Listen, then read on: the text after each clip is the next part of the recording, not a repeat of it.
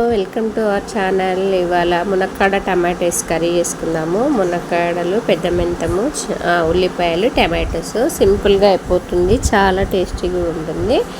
మెంతం కూర అయితే ఖచ్చితంగా వేసుకోండి. మెంతం కూర వేయడంతో చాలా టేస్ట్ అయితే వస్తుంది కర్రీకి. మునక్కాడలు మనం కట్ చేసి పెట్టుకున్నాం కదా, స్టవ్ మీద ప్యాన్ పెట్టేసుకొని 1 టేబుల్ స్పూన్ ఆయిల్ వేసి మునక్కాడలు బ్రౌన్ కలర్ వచ్చేదాకా వేయించుకోవాలి. వేయించి పక్కన పెట్టుకోవాలి. పక్కన పెట్టేసుకొనేసి మనం అదే ప్యాన్లో 2 టేబుల్ స్పూన్లు ఆయిల్ వేసి ఉల్లిపాయలు వేసుకోవాలి. ఉల్లిపాయలు వేసి ఒకసారి కలిపేసి మూత పెట్టేసుకోవాలి. ఒక 5 నిమిషాలు అలా మూత పెట్టడంతో తొందరగా మగ్గుతాయి అన్నమాట. ఒక 5 నిమిషాలు అలా మూత పెట్టేసుకుంటే తొందరగా మగ్గుతాయి. కసకస ఉండే అనమాట ఆనియన్స్.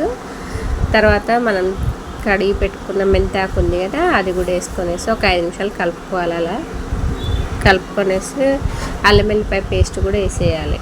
1 టేబుల్ స్పూన్ అంత అల్లం వెల్లిపాయ పేస్ట్ వేసుకొనేసి చక్కగా అంతా కలిసేటట్టు కలుపుకోవాలి.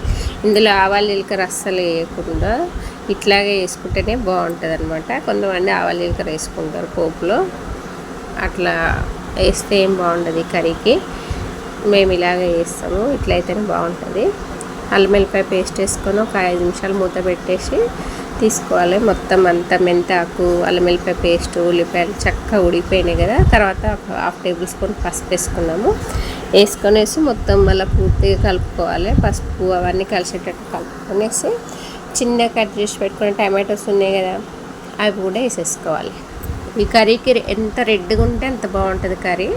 చాలా రెడ్గా ఉండే టమాటాలు అయితే చాలా బాగుంటుంది. వేసేసుకొని ఒక 5-10 నిమిషాలు మూత పెట్టేసుకుంటే టమాటోస్ ఉడికిపోయిన తర్వాత 2 టేబుల్ స్పూన్ల కారం, 1 టేబుల్ స్పూన్నర సాల్ట్ వేసుకోవాలి. వేసుకొనేసి కలుపుకోవాలి. మనం ఇప్పటిదాకా తీసి పెట్టుకున్న మునక్కాడలు ఉన్నాయి కదా, అవి కూడా వేసేసుకోవాలి. ఆల్రెడీ అవి ఆయిల్లో ఫ్రై చేసుకున్నాం కదా, వేసేసుకొని కలుపుకొని వాటర్ పోసుకోవాలి. కర్రీకి సరిపడా వాటర్ పోసేసుకొనేసి, ఎందుకంటే మునక్కాడలు కొద్దిగా ఉడకాలి కదా, ఆయిల్ ఎంత ఉడికినా కూడా ఉప్పు కారం అనేది పట్టాలంటే కొద్దిగా వాటర్ వేసుకొనేసి ఒక 5 నిమిషాలు 10 నిమిషాలు ఉడికించుకోవాలి. ఉడికించేసుకొని తర్వాత 1 టేబుల్ స్పూన్ అంతా ధనియాల పొడి కూడా వేయాలి.